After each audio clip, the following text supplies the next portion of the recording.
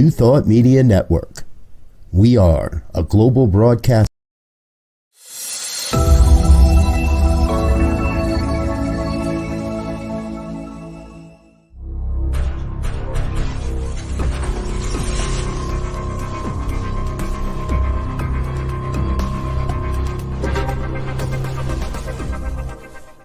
New Thought Media Network. We are a global broadcast network of positive music, media, and entertainment, inspiring humanity's evolution along the journey of enlightenment and creating a world of love, peace, empowerment, and prosperity for all. New Thought Media Network. Positively inspiring.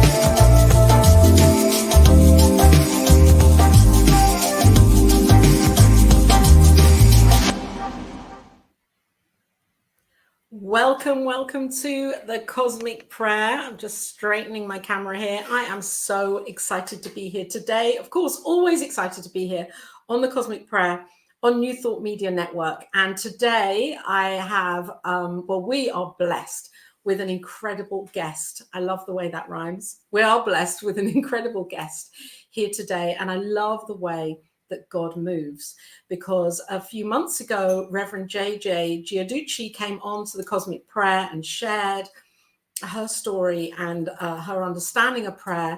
And then a few weeks after that, she emailed me with an introduction to our next guest, who is just an incredible, an inspiration for me. He has taken prayer and his understanding of God and written about it, authored about it, speaks about it, and inspires people to live their best lives with God. This is amazing. So I want to introduce to the Cosmic Prayer today, Ryanjosephallen. He is a best-selling author. Ryan, hi and welcome. You're a best-selling author, bestseller on Amazon with your book, My Drug Dealer Brought Me to God, which just the title of that alone leaves me wanting to just delve into hours of conversation with you. And you are a transformational leader, really, and speaker and coach, and motivational speaker also. And you assist nonprofits to be the best that they can be. I know that you do that. So I'm just so blessed that you're here to inspire me and the viewers. Welcome to the Cosmic Prayer.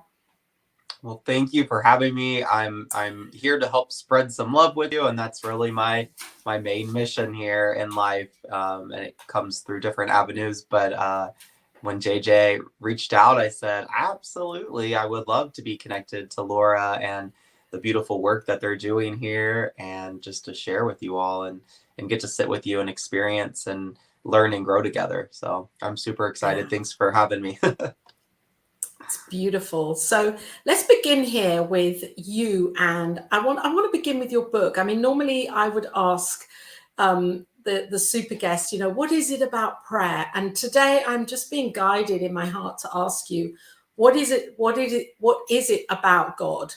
What is it about God for you? Because the title of your book, My Drug Dealer Brought Me to God, it gives me a feeling that, you went through something. You went through something that you surrendered to. And I'm interested to know about that. Yeah, so I will do my best to share in the littlest amount of time to keep us on track. But it really just starts when I was a young child. I was 3 or 4. I felt so very different than the other males around me. I felt like I didn't fit in. I felt, they had these gender norms and they like sports and these things and video games. And I wasn't good at any of those things. I was good at arts and crafts and cookie, did things that, weren't really,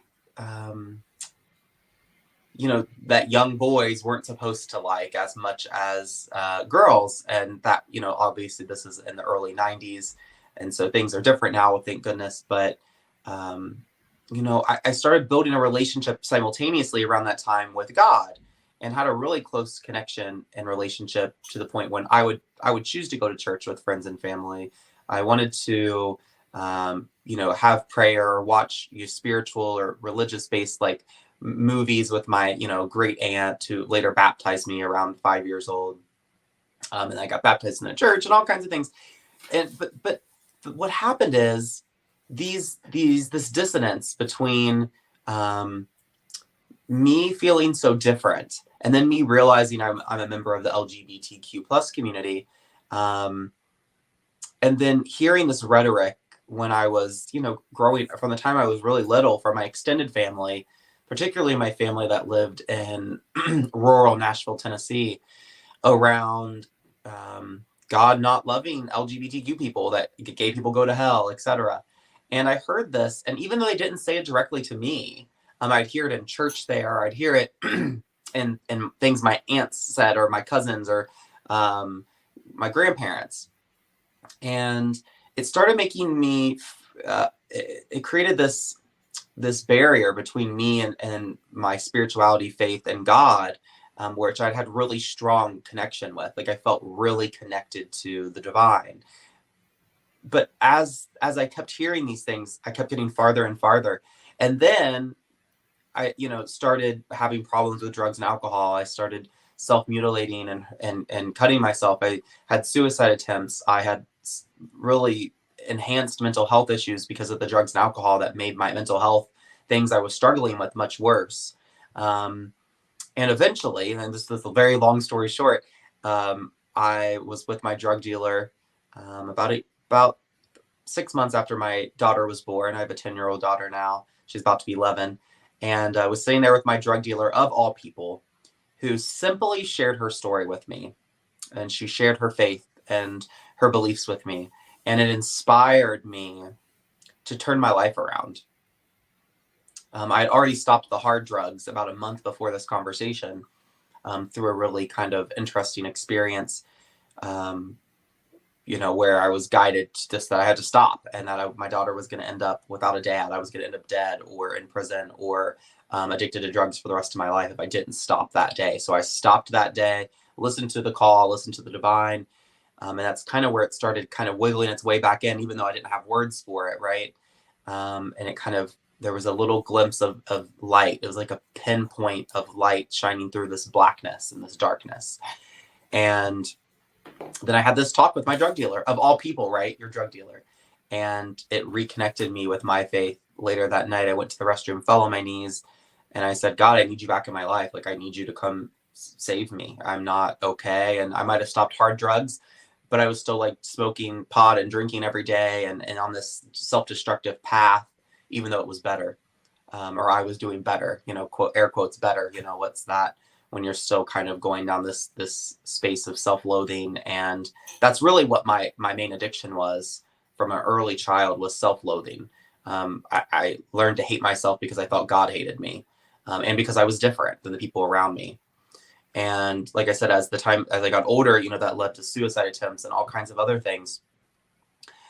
But by the time my drug dealer was really just able to share her heart with me, which people presume a drug dealer is cold, calculating, trying to just, make some money, doesn't care about people. Like, that's not always the case. I'm sure I know there are drug dealers like that, but some people people are multifaceted. This drug dealer had a beautiful faith and led me back to my divinity. So as I fell on my knees in my bathroom, cried, and begged God to save my life, I woke up the next day and everything seemed different. For once in the first, like, forever, I could breathe and really connect with the breath. And later that day, I was actually taking that same friend to work, my drug dealer, who was also my friend, and I was letting her stay with me because she had essentially, she was a drug dealer because she was trying to get her kids back, and she had a full-time job, but she didn't make enough money. So she was supplementing her income with selling drugs. And, I don't, think I think there's so many stories that lead people down to using drugs and selling drugs and all of those things. We can't just blanket statement say those people are horrible people, or have horrible hearts or horrible intentions. We don't really always know. And everyone's story is different. So like I said, of her sharing her story, the next day I was taking her to work, and we were talking about faith. I said, now that I believe in God, how do I have faith in God? Because that seems to be like the next step in the evolutionary process of believing for me, and being connected. We talked about this whole way to work. She got out of the car, and the one car in front of me as I left the parking lot was a license plate that said faith. We in the States, we can have, there's 50 states, of course, and then there's license plates can be like specialized per state.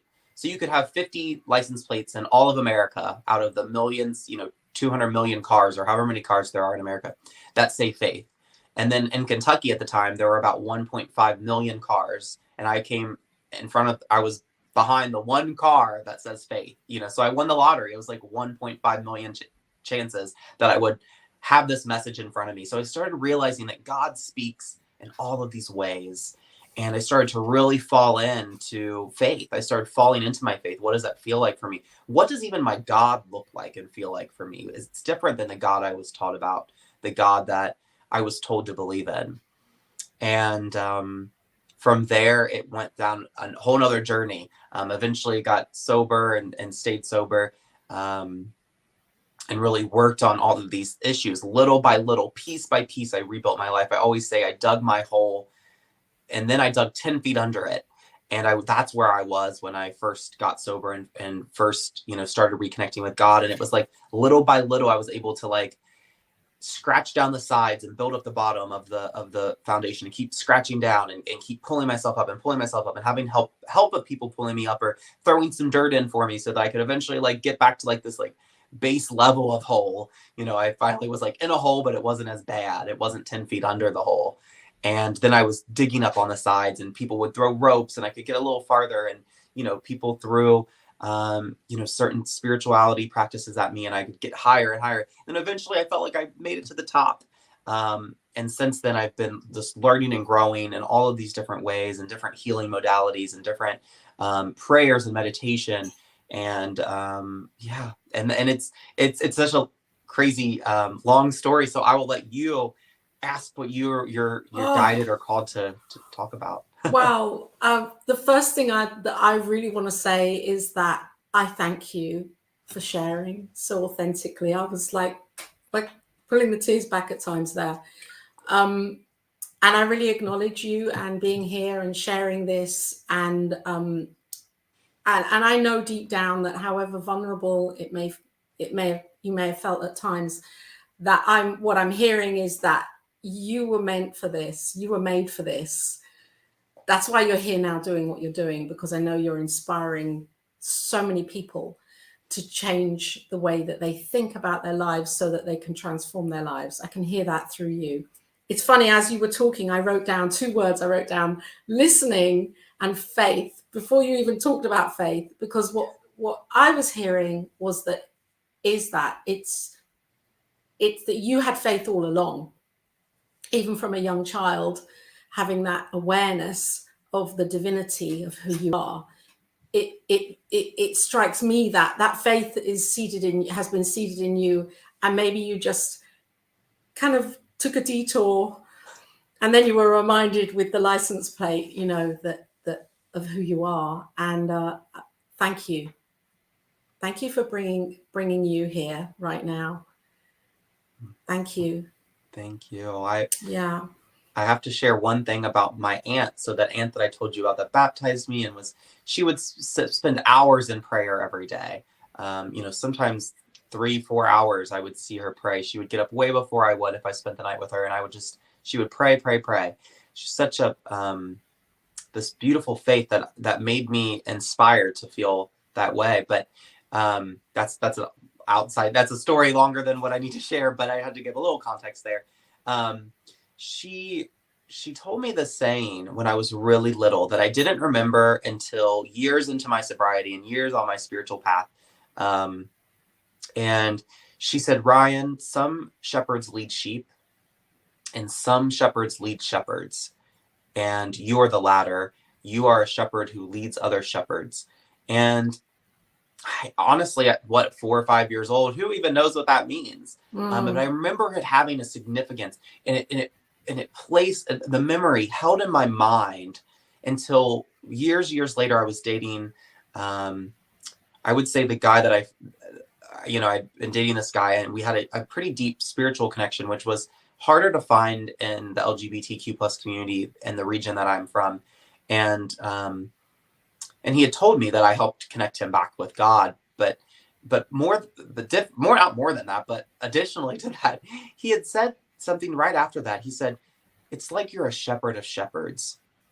And I was reminded of, it was like a memory explosion. Like, like people talk about having like spiritual downloads or things coming in. This was like a download of a memory that I had long lost, put on the bookshelf, and it was dusty and covered, and maybe got undusted, but I still couldn't see it. It was behind other books or something. It was hidden away. And when he said that, it like came to the surface. He came at me, and I was like, and we just started crying. And we said, and I told him the story. I said, my aunt said that, shepherd of shepherds. And I said, and I remembered the whole story then, and I could see it. It was like I was sitting right there, like my aunt is sitting right there, telling me this when I'm 4 or 5 years old, not knowing any idea what that meant. I could just feel it. Yeah. I could feel the impact and significance of it. But it was like, didn't come full circle till 25, 23, 24 years, 25 years later. Just like the number plate. Yeah. Yeah. Wow. It's amazing. It's amazing. And so there's a couple of questions that I have in my heart. And the first one, I think if they're going to be in any kind of order, this is the one that I would really like to just ask you primarily, because you spoke about how prayer was really relevant for you as a young child or a young adult, maybe young teen, and then growing up and growing into the knowing of prayer, and then having that information from your carers and parents and elders around you and wisdom keepers that would be telling you, you're not going to be loved for who you are, basically, that the divine chooses who it loves, and that if you make a choice as a human being, you're not going to be loved for that choice. And that must have ripped your world apart to believe that God would only love certain people for certain things. And so and then being through this incredible experience and transformation, now you look back at this and then you see yourself and the way that you pray now, how you use prayer. How has that changed the way that you absolutely know that is not the truth? That the truth is that God loves you and God loves each of us, and that God is within us and as us and through us. Where was that change? Where was that shift for you? Yeah, well, it deeply resonates with me before I go into that you said that God loves all of us, because my God, my version of God that I feel in my heart loves everyone innately for who they are. There's nothing that you have to do or say or be. You just are loved. You are. I am that I am, and you are that, and you are loved and beautiful no matter what. And so I didn't really have people saying things like that to me when I was growing up. And so that's something that I tell my daughter now all the time. Like, you are loved. Like, God loves you. I love you. You don't have to do anything to be loved by me and by God. In my eyes and in my heart, you just are. And so that would have been really beneficial for me as a child. And it would have also been very beneficial to have like LGBTQ resources, right? Because that was really the disconnect, the final, it started building when I felt so different. But then the big shift was knowing that I was, gay or bisexual, and then hearing all of this, God hates you, essentially, right? And I didn't have to even hear it directly. No one came to me and said, Ryan, if you're gay, God hates you and you are bad. It was like, I knew, because that's what they thought and believed, because I saw how they treated people. I had a cousin named Billy, and the way they treated Billy, he was an older cousin, and he was in the LGBTQ plus community, or at least they presumed he was. And they would say things like, "Oh, just pray for Billy, pray for cousin Billy, pray for Billy. He's lost and he's going to be damned and he's going to hell, and save him and save him." And then I would see how they acted around him, and it didn't line up. Like, I could see that they treated him a little different in person, but like, it's like they were on eggshells or tippy-toeing around things, but they still loved him. So then I started feeling like, well, they loved him, but they're being disingenuous and saying these things and talking behind his back, and then obviously saying that their God doesn't love him. And it started really playing, it started getting deeply embedded into me. And then you hear it in society and school and churches and other things where, like LGBTQ people or gay people go to hell. And it's like, it just really started this huge disconnect. And so I moved away from early childhood, feeling that deep connection to the divine and with God, and going to church and singing. And that was my favorite thing, is connecting through worship music, through praying, and through song, through even singing. And I'm a really bad singer, but I would sing as a child because I really enjoyed that connection. And that's where I felt most connected to God. Then it was like something's severed. And I had to relearn that. So it's like the connection was always there, but I pushed it aside and didn't let it, it's like when I cut the cord and unintentionally, right? As a kid, I didn't know what I was doing. I just knew, like, I was like, well, God hates me, I should hate myself. And I'm not connected to God anymore. If God hates me, why would I want to be connected to God? And so I severed a cord, or relationships, or, the light from coming in. I just put a wall up. I cut a cord. I put it aside. And then as I opened that door back up, like I said, the first time when I got on my knees after my drug dealer had that initial conversation about faith with me, I was able to have a pinpoint of light.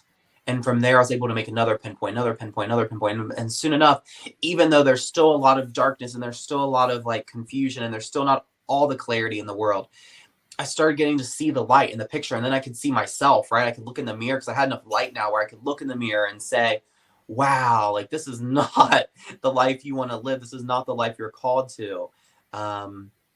This isn't the life you're meant for. And started connecting with prayer in that way, and this like more meditative sense, or more like knowing or awareness, or and that's how it started working in. And then it started working through meditation was really the main key, which it's interesting because some people would think that, it started as prayer, then turned into meditation, but it was actually meditative practices that then allowed me to feel God in my heart to this like overwhelming sense that I then needed to speak to God, speak with God, commune with God. Prayer to me isn't just speaking to God, it's listening for answers. And that's what you get through meditation. You can get both, but you get that answer, you get that call and response. And meditation is the response from God, from the divine, from the creator, from the universe, from Gaia, Mother Earth, from all of those things, which all to me are all encompassing of God. But that's where I could sit still and listen and feel God's love, really, really purposeful, the very purposeful, real, raw love from God. And prayer has been interesting because that's how it morphed for me. It's actually funny because God came to me and spoke to me and through me before I really ever started a prayer regimen. When I first got, so it was actually the day that I decided to stop all drugs and alcohol and cigarettes and everything. God came to me that day and told me what my purpose and mission was. But even though God came to me that day, I didn't just start praying the next day. I just didn't. I eased into it. It's like when they say you have to learn how to crawl before you can run as a toddler. Yeah. I had to learn how to crawl. I had to learn how to get to the place where prayer looked more traditional. And before that, it looked way different. It looked like meditation. It looked like calling on angels and archangels and spirit guides. It looked like calling on Jesus. It looked like asking for guidance. It looked like asking for for answers or little glimpses or little synchronicities that lined up. And so that's what it looked like for me. And it looked way different. And then it's evolved, like I said, to a more formal prayer. Now I meditate and pray, and do a more formalized prayer, and pray with my daughter before bed every night. A little bit different than like a traditional Christian prayer, but we pray, we give gratitude. It's really just a prayer of gratitude. And so, yeah, prayers look way different than it's like morphed into this other thing. And I also, like I said, see prayer as meditation. They're interchangeable for me. They're just different pieces of it or aspects of prayer. So beautiful. And I love what you were saying about this, one piece of, or just opening up to the light. And then it's like the filter kind of expands, and it doesn't all happen all at one time. I mean, it can do, but then even after that, even if it does and we have an epiphany, there are other pieces, and we are called to journey and experience and deepen and inquire. And I love it because it feels to me like you've done this the right way. It's like, it feels so right. To meditate first is to build that awareness. And then once you establish that awareness, you felt confident to have this full-on conversation with God, and with the faith that God is here. So beautiful in your heart. Wow. For anybody that is listening, if you're here right now or viewing, because we're on Facebook and we're on YouTube, thank you for joining us. I can see that a few messages are being popped up here. Prince, hello. It's great to be with you here, Prince Fleet. And Wayne, welcome to the Cosmic Prayer. We're here with Ryanjosephallen, who, sending love and blessings. There we are. We're here with Ryanjosephallen, who is such an inspiration for each of us, because after the break, this is what I want to just come into asking you. Maybe just ponder this while Diego plays a couple of our promotions here on, in a moment. But what's coming through for me is the inspiration that you are, a shepherd leading shepherds. And there are times in our lives when all of us feel like, I'm a sheep. I can't even get up, and yet here you are, knowing what is yours to do. And very often we're not aware of what is ours to do. It can feel like we're kind of wading through mud.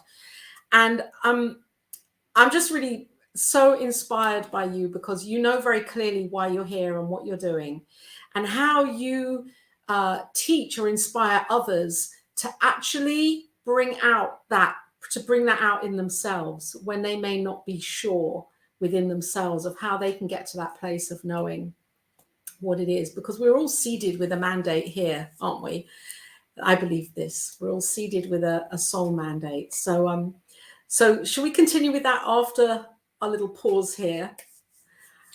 Yes, I have so many things that are going in my mind. So, and really have to put that aside and listen to my heart and speak from my heart, because I could just speak about that for 10 years. Oh, okay. 10 hours. Have like 20 minutes. Okay, so we'll see you in a moment. You're here on the Cosmic Prayer. Back in a moment.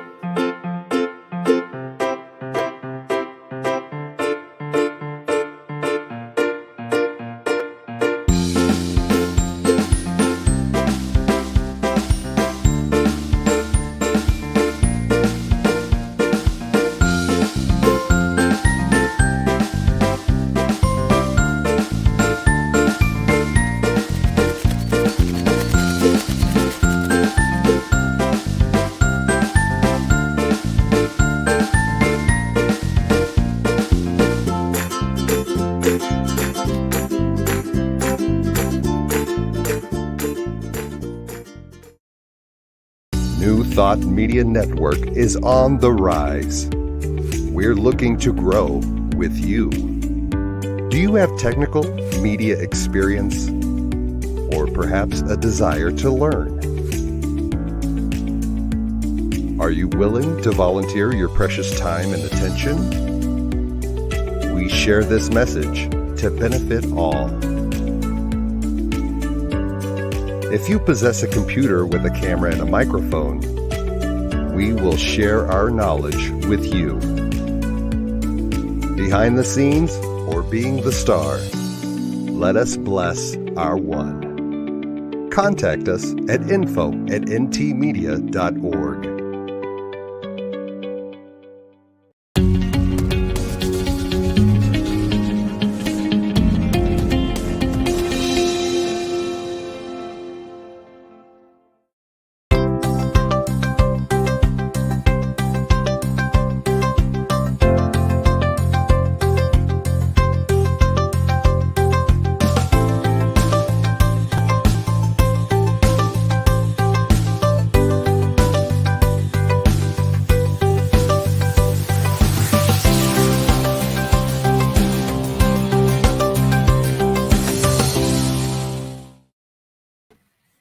Welcome back to the Cosmic Prayer here on New Thought Media Network. Just getting which way to turn because it's backwards here.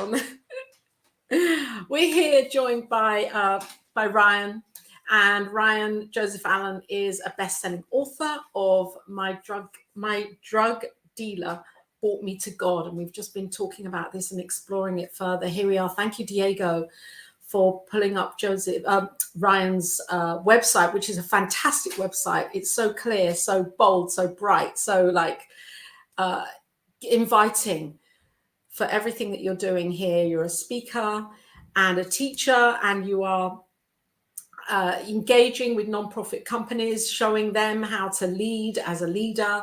And your story is one of so much bravery and courage, one where you have been through so many ideas of yourself as a spiritual being. That's what I would say. And you're following your heart to really stand by what you believe in and the faith that you have, bringing your story through your book, which I know you said at the beginning when we were on, you're not an author, you don't like reading, you don't like writing, but you wanted to write it anyway. And I just love that because, let's talk about this. And if we're not sure of what our journey is and what our path is, how do you, I know you coach, you're a transformational coach.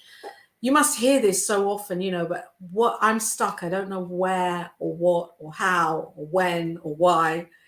What is it that you guide people to know in their hearts? Yeah. Well, and everyone's journey's so different, right? So it's never about telling people what their journey is, or maybe even what their journey could be. It's about allowing them to tap in to your heart. When you tap into your heart, really every answer will come to you, and it might not come in your timing as well. So we have to realize as humans, we have to be gentle with ourselves is number one, and we have to set expectations, but not I feel like specific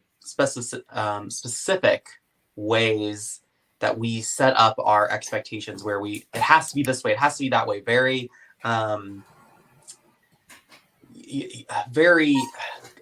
what's the word? Well, it kind of it's when we get into our logical thinking of how things should be, and it needs to run this way or else it's all going wrong, and then judgment comes in and we set ourselves up for a fall, basically, because it's not happening as we think it should. And it's always going to happen on God's time, isn't it? Yeah, it's the divine timing piece. Step away. Yeah. And I think number one is to be gentle with yourself, because it's not in your timing. It's not always in your timeline. Just to be gentle with yourself. So your purpose might start out as working in a retail store. And this happened to me. I worked in this fair trade retail store and was trying to figure out, I was like, I like this work. I like talking to the guests. This is right after getting sober. So I was still in university, still in college, but I had to get a job and had to start rebuilding these pieces of my life, right? I was starting to dig myself out of that big hole I was talking about earlier. And I worked at this retail store and started realizing that I loved to connect with people. I loved a genuine, authentic connection, no matter what it was about. And in this case, I was a lot of times talking about fair trade products and spiritual-based products that this store was selling. but it was more than that. It was like this connection, this part where I felt like I was helping somebody other than just myself by going to work. So for me, it was about finding joy, finding purpose in what I was doing, even if it wasn't, it wasn't I didn't really have an end goal. And honestly, God told me what my mission was and purpose, which is a very, it's kind of on the other side of this. Like I was given my mission and purpose. And then I had to figure out through the years and years and years how I could live my mission and purpose. But it's the same thing, even if you don't know what your mission and purpose is. It's to go into your work. It's to go into your family, to your friend groups, to wherever, and just be present and connect and feel what feels good for you. Feel what lights up your heart, what lights up your soul, because oftentimes that's connected to your purpose. And what I like to always say, and I kept getting this message really strong as I was working on my master's degree, and I was actually working on part of my doctorate degree. I kept getting the message because I was still waiting tables, fine dining in the city that me and JJ live in, who introduced me to Laura. And it's funny, I kept getting the message time and time again, God meets you where you're at, Ryan. God meets you where you're at. You can create beautiful, meaningful connections and relationships with people, no matter where you are at, period. Waiting tables, and this happened time and time and time again. Other servers in the restaurant would come to me and say, how do you get your tables to be so nice? Or that table over there, they're so mean. I've had them multiple times. And now you gave them a hug at the end of their dinner and you all were crying together and you were connected and you shared. And how did you do that? And it was like, that's how you can. And that's just a funny example, but it's true. That's how you can live your purpose, is just showing up, and sometimes and letting go of your timing, letting go of that piece, and letting go of where you have to be in what moment, and just living your authenticity. It stems. So for me, it's like a step process. When you don't know what your purpose is and you don't know what you're called to do, it's about being gentle to yourself. Mm-hmm. It's about showing up for yourself and others in an authentic way in the present moment. It's about finding what feels good to you. And it could be anything. It could be, I was coloring and that felt good to me. Well, then maybe you're supposed to do something. Maybe you're allowed to do something with art. You're called to do something with art. You're guided to do something. But maybe it's not even that. Maybe it's just using your hands. Maybe you realize you like to, to be a mechanic on cars because you created something with your hands from little pieces to something big, or putting something together. It doesn't have to be, and living your purpose doesn't have to be some type of like calling that's like prophetic in that way that you might think of it. Sometimes your calling is, your purpose is just to live your calling, to live that piece of your life really authentically, the most authentically that you can, and sharing your truth with people, sharing your heart with people. Regardless of what job you're doing, your purpose doesn't always coincide with your job, but I would argue, your career even. But what I do argue is that you could show up in that job or career and use your purpose regardless of what you're doing at your job. Yes, I love the way you say that. And for me, I feel like it's also that we can live fully God expressed, loving what we're doing, knowing that we're expressing the divine, and when we show up as love and actually are that love in action, then we're kind of living our purpose. Because it's like, no matter what you're doing, no matter what it is, because the love is coming through. And so even if there are parts of it that may not feel good, we can choose to love it. It's a piece of work in progress, isn't it? Yeah, and that self-love piece because I feel like, you can have a sense of love for your neighbor, for your partner, for your grandma, for your coworkers, for your church congregation. But until you truly start doing that work on yourself to love yourself, which is, for me at least, a lifelong journey. At least to this point, we'll see, in 10 years, I might say, I've really found it out. I don't have any more self-love to gain. Don't have any more awarenesses. I don't think that's going to happen. I think you kind of learn and grow around self-love which incorporates all these things that people are talking about these days, like self-care and being authentic, sharing your story, and these pieces that all come together. And it stems from really diving in and learning how to love yourself. And it is a full journey. It is not one simple thing. You can't, I could give you a list of 10 reasons or 10 ways to love yourself, but it wouldn't do justice to it. There's no guide. It's different for every person, but I promise you, when you start to do little things to love yourself, and it could just be simply self-care. There's many avenues to reach points of self-love, and they don't all start in the same place. It doesn't have to start with prayer. It doesn't have to start with meditation. It doesn't have to start with self-care. It doesn't have to start with, doing reflections or journaling. It doesn't have to start with this or that. It doesn't have to start with doing artwork or being creative. It starts wherever it's going to start. Yeah. And it's acknowledging it and saying, wow, I think that's a way for me to love, to honor my soul, to honor my heart. And I want more of that. And whatever it looks like, like I said, it looks going to look different for every single person.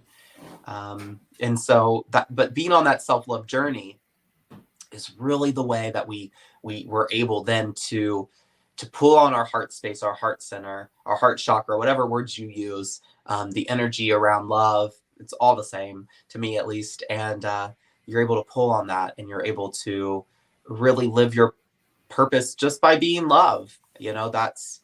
And then the other pieces come in, the logistical left brain pieces come in. Once you can figure out the right brain pieces in that heart space, you're golden.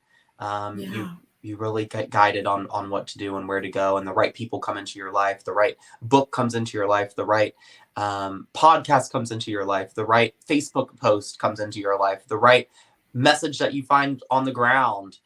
The message you the find right license plate. Yeah.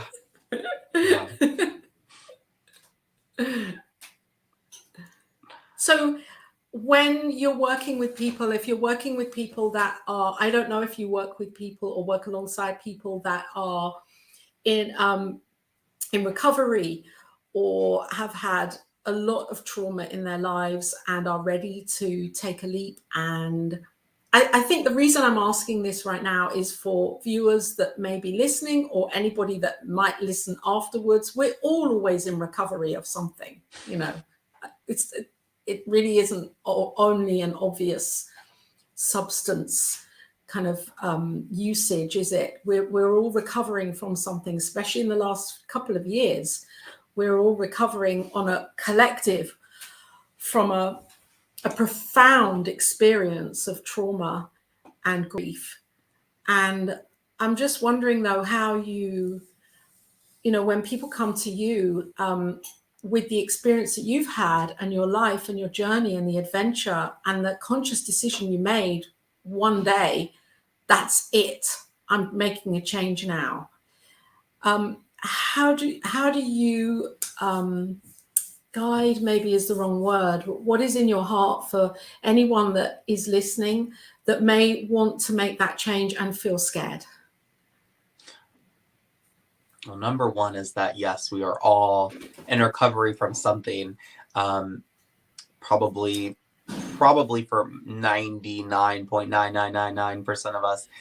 That's childhood trauma around being abandoned, around not being good enough, around always, perfectionism, around this and that is projected to us from society, from parents, from familial bonds, from school, church, wherever. Those messages come to us. And so we're always learning those basic, I like to call them like macro level traumas, meso level traumas, really. And other traumas build on that. And then those other traumas lead oftentimes to abuse of drugs or alcohol or mental health or these things, but they're almost like symptoms of the core root trauma. And we have a residual traumas. And then, like right now we have a collective trauma with navigating the pandemic the last couple of years and what that looks like. And here in the States, it's also, there's a political trauma, I feel, at least. Absolutely. From just experiencing this like very regimented dichotomy that like you have to be on one side or the other, and you have to and there's another way, which there's another conversation there, isn't there? It's like love. I always say I would never run for political office unless someone creates something called the Love Party, or Come the on party then, that let's really do stands it. for love, because there's a million ways to change the world, and for me, that way doesn't feel. I don't feel called to work in that arena right now, because I have friends that come to me quite often and ask, "When are you running for office? When are you going to run for this?" And I'm like, absolutely not. And the reason why is because I feel that I'm not able to really be heart-centered in those spaces oftentimes. It doesn't mean that I'm not a part of conversations. It doesn't mean that I don't do my, duties as a citizen. It doesn't mean I don't do these things. But what it does mean is that I don't get caught up in the narrative. And this could be a whole topic for another day. Could be, yeah. But I think it was important because it stems back to living your authentic truth. And what that looks like for so many people is that there is trauma, and you are in a recovery. And so what I study for my doctoral degree is post-traumatic growth. And I'm looking specifically at LGBTQ communities and spiritual communities together. But what I've started to notice is that, like, every single person I talk to has religious trauma or spiritual trauma. Every person I talk to has trauma. I've not met one person in life that doesn't have trauma. So I say this to say, yes, like to piggyback on what you said earlier, we are all in this recovery. And so really, number one for me, and this is just, there's a million different ways and avenues to get to where you're going, to get to a place where you can learn how to have self-love, where you can learn your purpose, where you can learn your spiritual or belief system, whatever that may look like, because there's tons of those too, and whatever feels good to you. But I think it really starts with self-reflection. It starts with looking at and working through and talking about your story. Now, I tell people, some people are going to need to work through their story with a therapist. I have a friend who, a best friend, who was, well, I have multiple best friends actually that have similar stories, that were abused by people in their family sexually. And sharing their story might look way different than someone who had trauma around wearing glasses and having red hair, though that's still a trauma because maybe they got picked on for that. Oh yeah, I'm that person. You are that person. But the trauma in that area, and I'm not to say that person doesn't have other traumas, but I'm just simplifying it. Their traumas are going to look way different than the traumas of somebody else. And so some people might need support of a therapist, of groups, of nonprofits, of other resources. So I like to say that because I think, looking at my story, you could say, well, you just had a conversation with your drug dealer. Oh, and then you had another conversation with a friend, and God came to you and told you your purpose, and blah, blah. Everyone's journey is different. So that's I don't want to say very out there journey, but it's the journey that's much different than a lot of times what I hear. But what I do hear time and time and time and time again is that people started the self-realization, the self-actualization when they were able to start sharing their story. When they were starting to unpack that trauma, when they were starting to look at ways they could grow past the trauma. That's why I'm looking at post-traumatic growth from this trauma that people have experienced or lived. Because what's important for me to look at is how people got from point A to point B, and then they'll get to point C, D, E, F, G down the road. But point A to B is this like bounce back to resiliency from trauma that Brené Brown talks about a lot. All her works around resiliency, and then it's a growth beyond that. It's a growth beyond that, and that means a growth for yourself, a growth that you're able to take out into the world. But to get to that point, you have to start sharing your story, and that could be in many different ways. That could be journaling or audio journaling. That could be sharing with a close friend, a trusted family member, a therapist, a psychologist, a peer support specialist, going to peer support groups, going to some type of book group, going to some type of spiritually based group, going to some type of whatever. You could share more publicly on social media if you feel safe. You could write a book. You could write poetry. You could do artwork, all expressing your journey and looking into your story. Now, we don't, and I say this not lightly because it is a whole experience. But once you start doing that, it's important to realize that you don't have to get stuck in your story. You don't have to get stuck in your trauma. The only reason we're visiting it and revisiting it at that point is so that we're able to break free of it. Yes. Doesn't mean that we didn't experience it, but we are set free from the chains of it. And it goes down to like, it's like you cut the chains and then it sinks to the bottom of the ocean and it starts to dissolve little by little, but it's not tethering you. It's not drowning you anymore. You're not pulled under the water by it. You're now able to swim freely. You're able to go down and dive deep into the ocean and pick out pieces by piece that you want to unpack at that time, but it's not weighing you down. So when you make the choice to start unpacking it little by little, I mean, people with, like my friend who was sexually abused by people in their family, it wasn't just a simple, like, learn how to love myself. She had to work on, they both had to work on unpacking piece by piece with therapists, with peer support groups, with counselors, with spiritual guidance, with all of these things. It took a village. It takes a village sometimes. So there's no one right way, and everyone's story is different. But I would argue that I would just emphasize that it's important that you share your story in a safe way that feels safe to you, that feels good to you, because that is going to be one of the avenues to release this trauma, to not let it have a hold on you, and then to start the growth process past that. And then within that, you oftentimes will find your purpose, your passion, your mission, right? Because you're not tethered to that. You're not living in that trauma, which vibration doesn't allow you to live in your heart. Yeah. Wow, we could talk for hours. Well, I could. I could listen to you for hours because you have so much to share, and I'm just, I could go back in with what you've just talked about, and let's talk about that.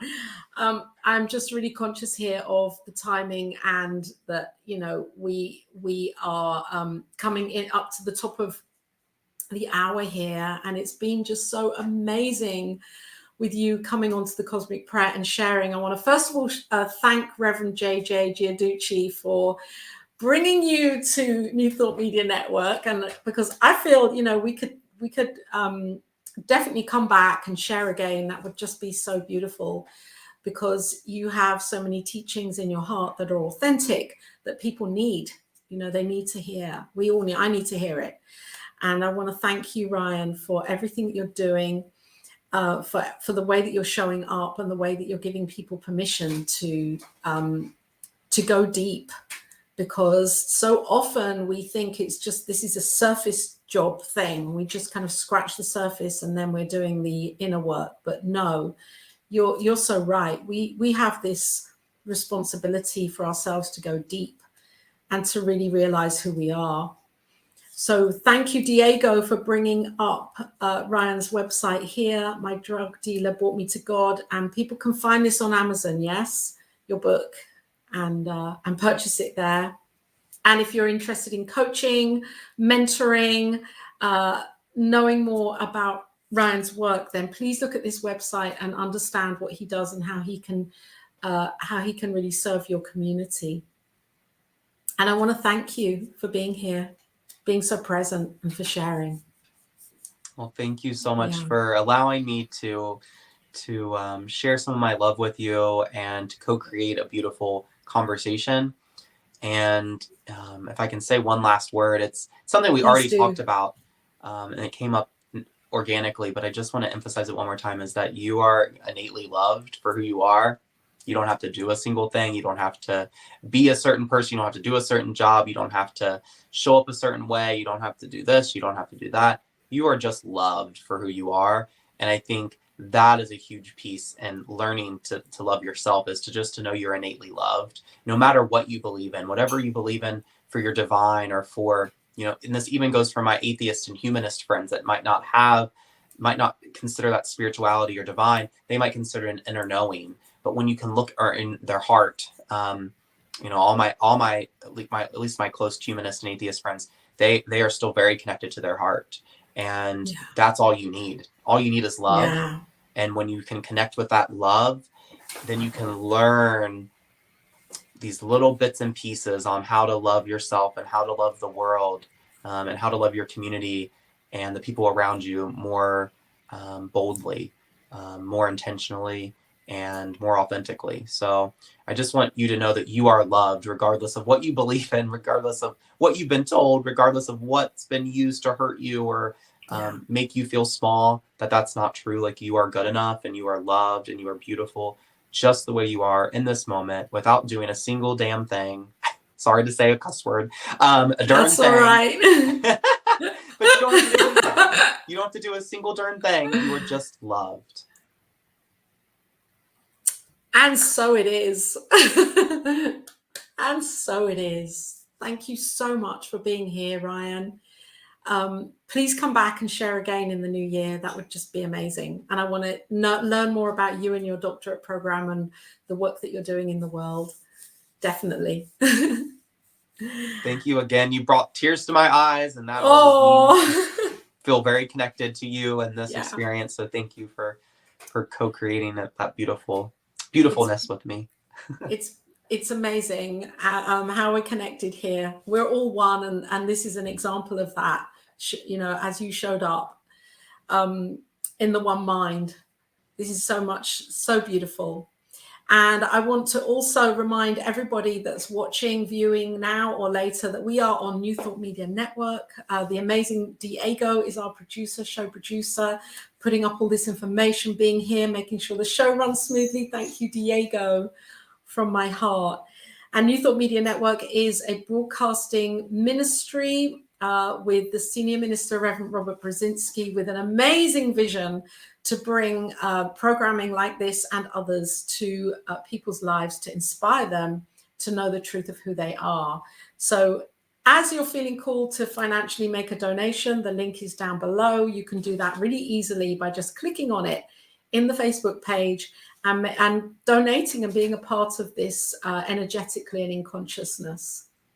So thank you again, Ryan. Thank you, Diego. And thank you to everybody watching and listening. And have a blessed day wherever you are on this amazing planet.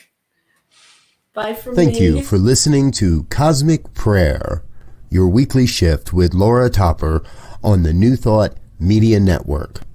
If you've enjoyed this programming, please tell a friend and join us again next week for Cosmic Prayer, your weekly shift with Laura Topper.